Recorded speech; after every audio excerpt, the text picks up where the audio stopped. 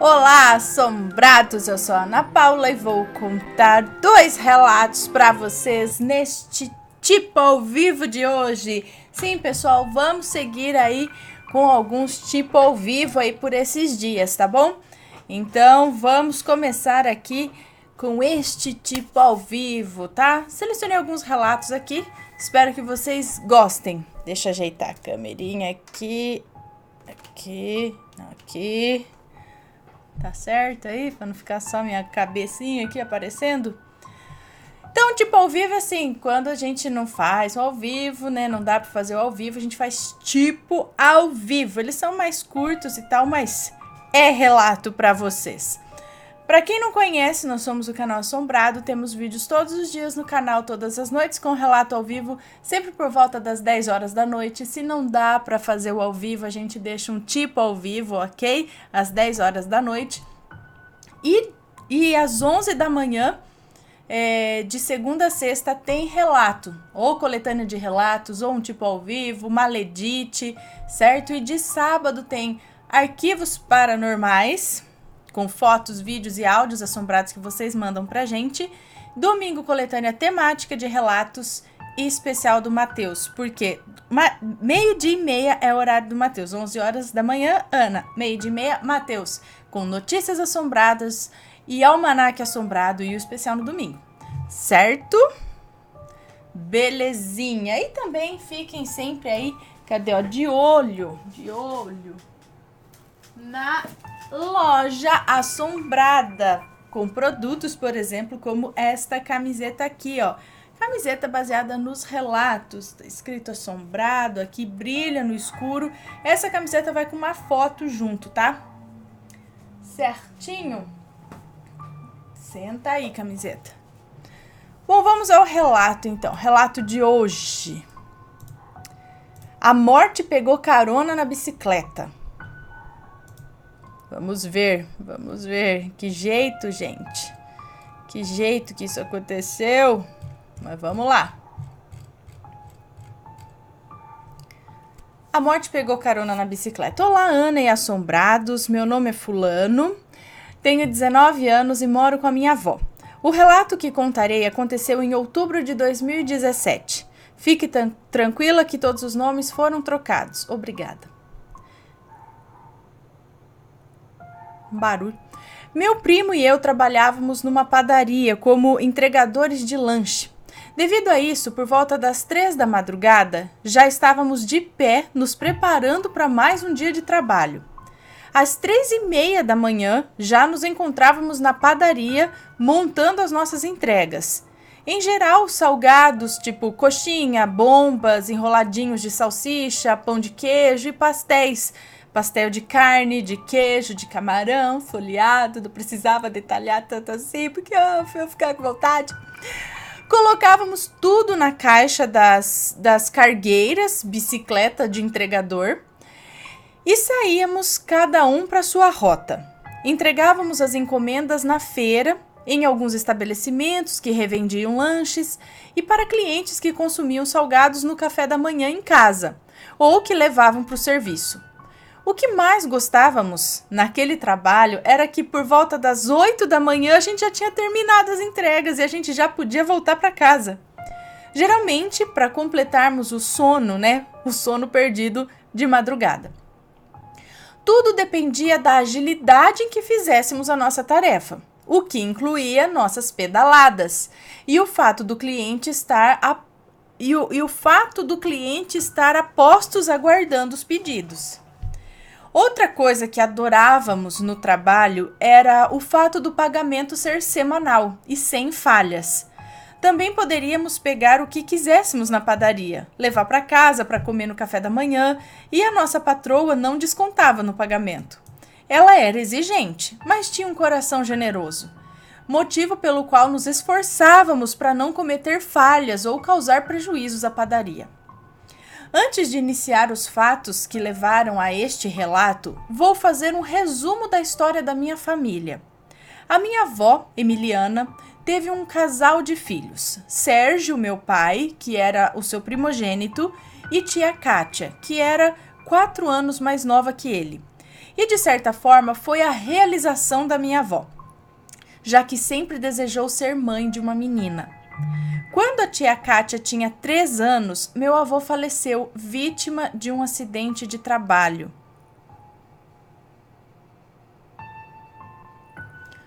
Perdão, pessoal. Quando a tia Kátia tinha 3 anos, o meu avô faleceu vítima de um acidente de trabalho. Ele foi queimar um canavial e acabou preso em meio às chamas. Gente, quando foi informada do ocorrido, a avó Emiliana passou mal e acabou perdendo a segunda menina que esperava. Foi uma tristeza dupla. Minha avó, além de ficar viúva, precisou de atendimento médico devido ao aborto espontâneo. Aquilo a destruiu. No entanto, não poderia se dar ao luxo de se entregar à dor, pois lhe restava um casal de filhos para criar. Ao completar 18 anos, tia Kátia chamava a atenção dos homens por sua beleza, mas, para decepção de todos, era lésbica assumida e estava apaixonada e envolvida com uma comerciante viúva e mãe de uma garotinha de 4 anos. Silvia era o nome da namorada dela, que logo a convidou para morarem juntas. Tia Kátia aceitou e se mudou no mesmo dia da proposta. Vó Emiliana nunca criticou a sexualidade dela, até porque acreditava que antes mesmo do nascimento, cada um estava predestinado a seguir o seu rumo na vida.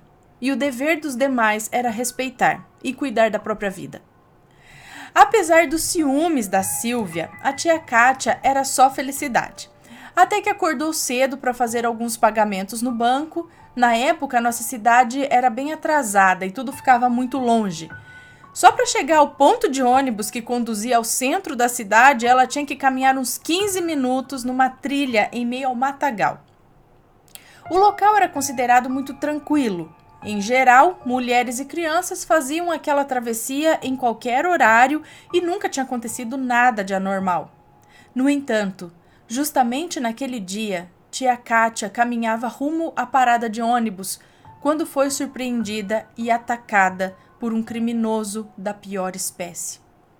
Ele não quis saber de dinheiro ou qualquer bem material. Ele só quis mesmo fazer o mal a ela. Tia Kátia nunca havia visto aquele sujeito na vida e, apesar do pavor, ainda lutou contra ele. Mas de nada adiantou.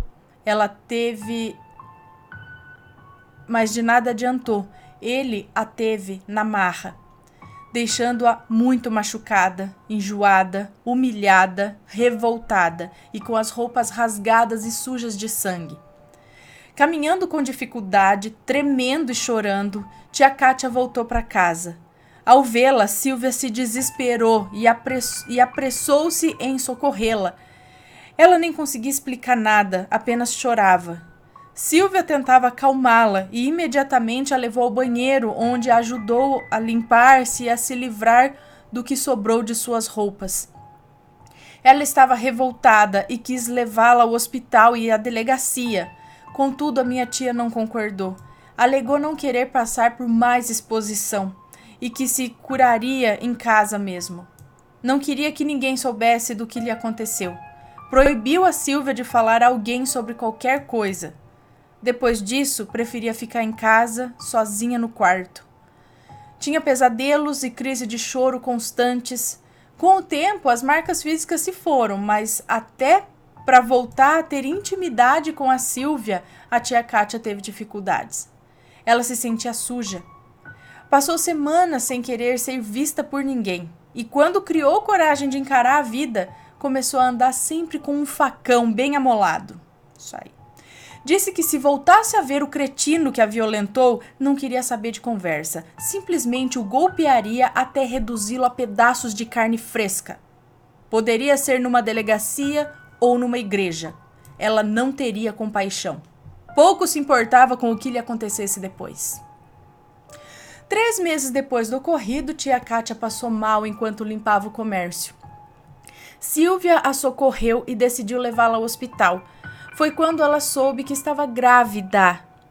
Tia Kátia ficou revoltada. Ela não queria aquela gestação. Alegava nunca ter desejado ser mãe, principalmente da maneira em que aquela gravidez aconteceu. Silvia a acalmou e lembrou que a criança que se desenvolvia em seu ventre era inocente e que não era justo ser negado o direito à vida por conta de um criminoso ordinário. A convenceu a imaginar que poderia estar gerando uma menina, o que seria a única coisa boa em todo aquele pesadelo. Nisso, tia Kátia acabou aceitando a gravidez. Entretanto, ao entrar em trabalho de parto e ter o Alessandro, ela sentiu um grande desgosto. Sentiu-se frustrada em ter tido um menino e evitava até olhar para ele. Assim que saiu do hospital, ela o entregou à minha avó, alegando que só não o deixou na maternidade porque pensou que talvez ele tivesse alguma serventia à minha avó no futuro. Revelou que não queria saber dele e que se ela quisesse poderia colocá-lo no lixo. Gente do céu. Pois ela agiria como se nunca tivesse sido mãe na vida. E por outro lado, quem sabe a minha avó estivesse livrando outras mulheres de passar pelo que ela passou. Todo trauma.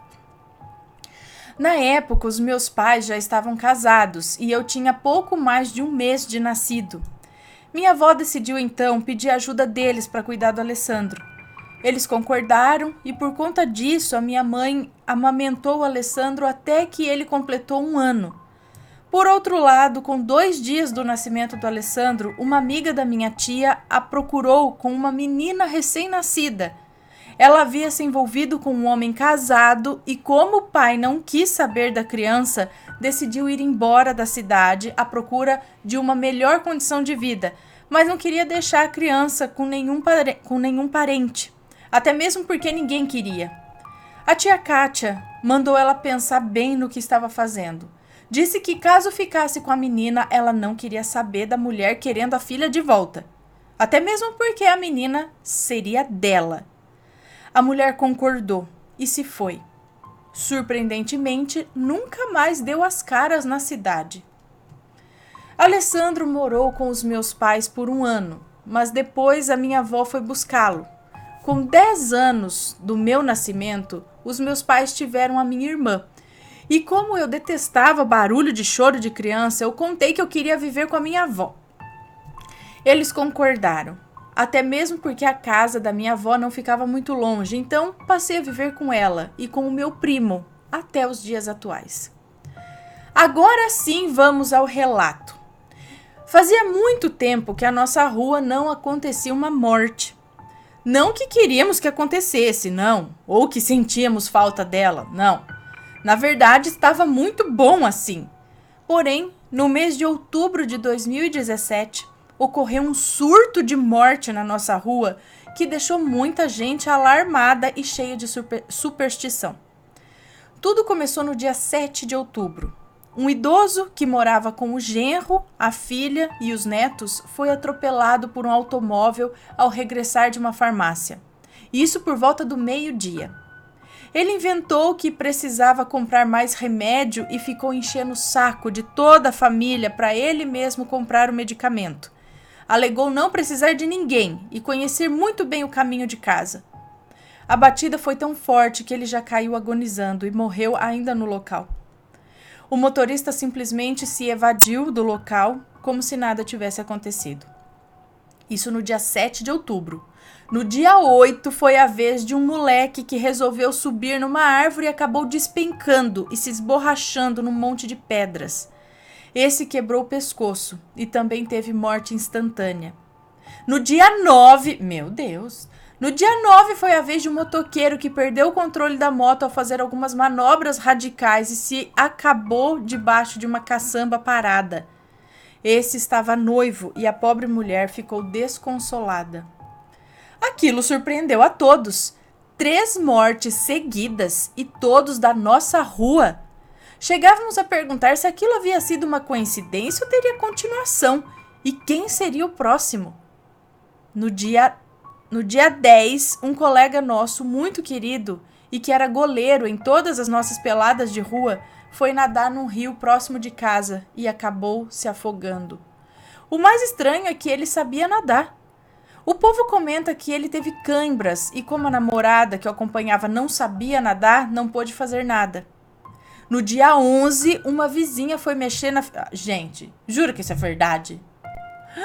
No dia 11, Uma vizinha foi mexer na fiação elétrica e tomou uma descarga. Para piorar, ela caiu da laje. Também morreu no local. O pior foi que crianças que brincavam próximo viram tudo.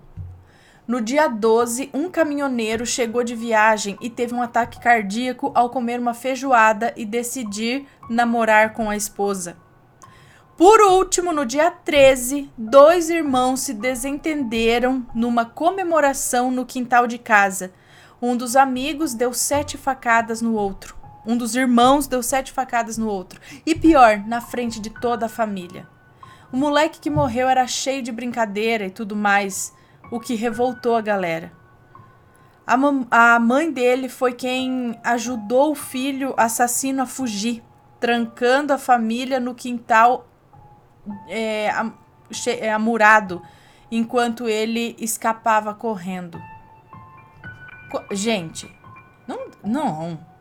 Tudo isso um dia seguido do outro. Durante esse período, a rua se resumia a comentários de morte e medo. Todos os dias era um carro funerário chegando com um e levando o outro para ser enterrado.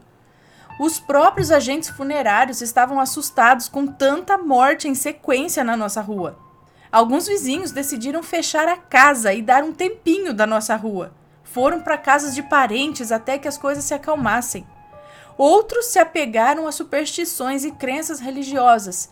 Porém, ainda outros nem deram importância à estranha coincidência e só queriam dar suas opiniões, tratando cada caso como algo aleatório.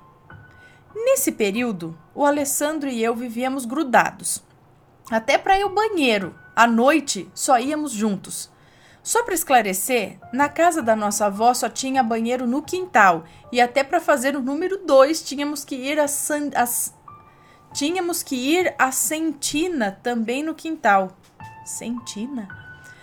Andávamos de mãos dadas para não correr o risco de um correr e deixar o outro para trás. O medo imperava, principalmente durante a noite. Nunca fomos apegados às crenças da nossa avó, mas vivíamos pedindo bênção. Nossa avó nos benzia para afastar o espírito de morte. Chegou a nos dar cordão com figa para proteção.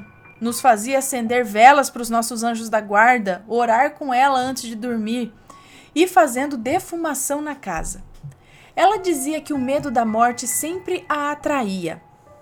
Alessandro e eu éramos cheios de molecagens e costumávamos roubar as moedinhas que a minha avó deixava para os santos, no oratório em seu quarto. Mas nesse período vivíamos depositando moedas principalmente para São Miguel Arcanjo e Santo Expedito. Normalmente, quando a nossa avó nos pedia para fazer alguma coisa, nos fazíamos de surdos e deixávamos sempre para depois, movidos pela preguiça. Porém, naquele período, ela acabava de fazer qualquer pedido e a gente já estava obedecendo. Outra mania que tínhamos era de marcar com crentes e se esconder depois para não ir. Porém, nesse período, participávamos dos cultos de rua feitos pelos crentes e não ficávamos comentando das irmãs novinhas e gostosas. Éramos praticamente 2 santos.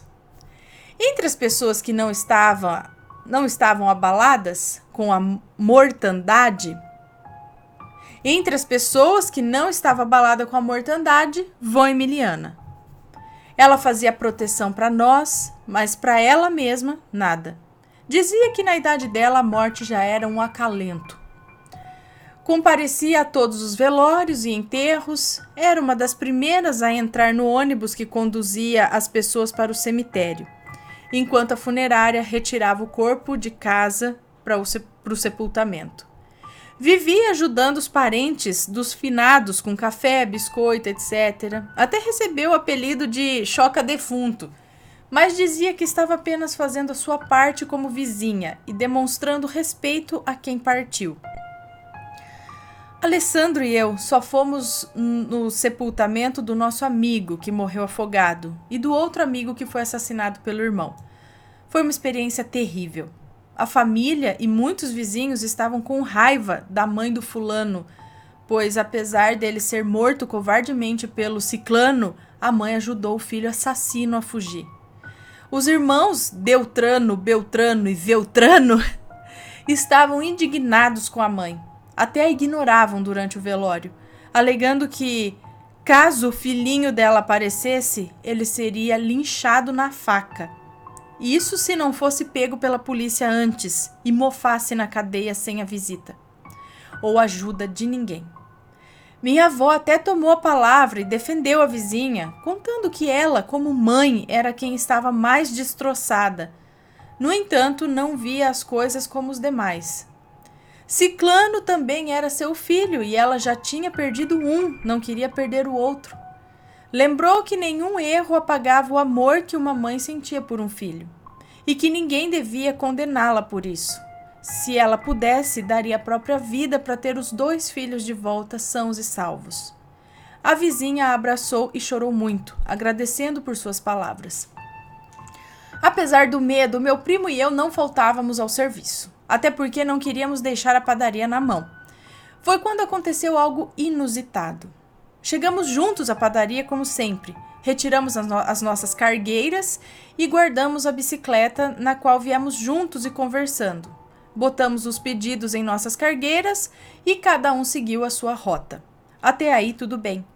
O dia estava meio escuro por conta de nuvens de chuva no céu, mas nada de anormal. A última entrega do Alessandro foi justamente numa lanchonete no canto da nossa rua. Ele entregou os pedidos, recebeu o pagamento, guardou no bolso e voltou para a cargueira. Segundo ele, não parava de pensar na morte do fulano e orava só no pensamento para que não houvesse mais mortes na rua. Mal havia subido na cargueira e deparou-se com a ladeira de uma rua próxima à nossa. Foi quando sentiu um peso enorme na cargueira. Ele ficou intrigado, já que as caixas estavam todas vazias e nem quando estava cheia sentiu um peso daqueles. Sem mencionar que já havia subido ladeiras maiores durante as entregas daquele dia.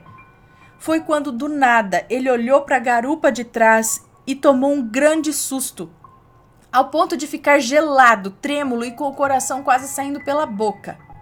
A cargueira cambaleou, quase o derrubando, mas ele conseguiu evitar a queda. Havia um ser escuro, com capuz, sentado na garupa. Meu primo disse que não conseguia ver o rosto porque o ser estava de cabeça baixa. Numa das mãos ele segurava uma foice. Alessandro estava tão nervoso que tremia. Na hora, ele julgou que aquele ser era a morte e que se ele caísse com ela, seria levado para o inferno. Nossa. Nisso, o ser mexeu a cabeça num sinal do tipo, continua pedalando. Meu primo se voltou para frente e saiu pedalando feito um louco. O peso era grande, mas o medo era maior. A única coisa que dizia para si mesmo era, se ele caísse com a morte, ela se vingaria pela queda. Perto do final da ladeira tinha uma pequena igreja evangélica. Ela era administrada por um pastor já idoso que chegava cedo para as orações. Meu primo contou que quando ele passou em frente à igreja, ele sentiu como se o ser tivesse saltado. E no mesmo instante ouviu um grito horroroso vindo de dentro da igreja. Alessandro regressou à padaria visivelmente apavorado. Ele desceu da cargueira e se sentou no chão trêmulo e já chorando. Todos pensaram que ele havia sido assaltado ou coisa do tipo. A patroa até mencionou que o importante não era o dinheiro, mas ele ter chegado vivo. Preocupado, eu fui até ele e o coloquei para dentro da salinha ao lado, onde pegávamos as cargueiras e guardávamos a bicicleta que vínhamos de casa.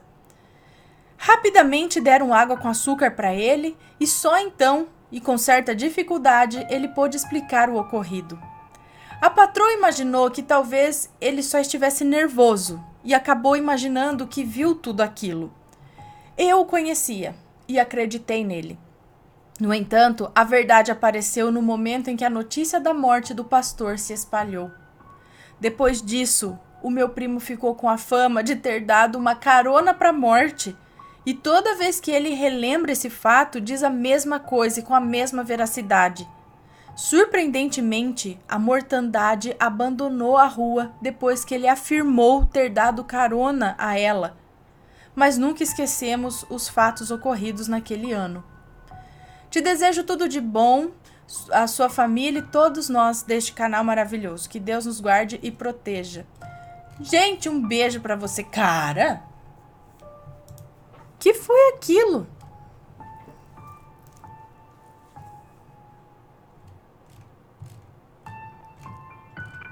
Esse seu primo é que é o filho da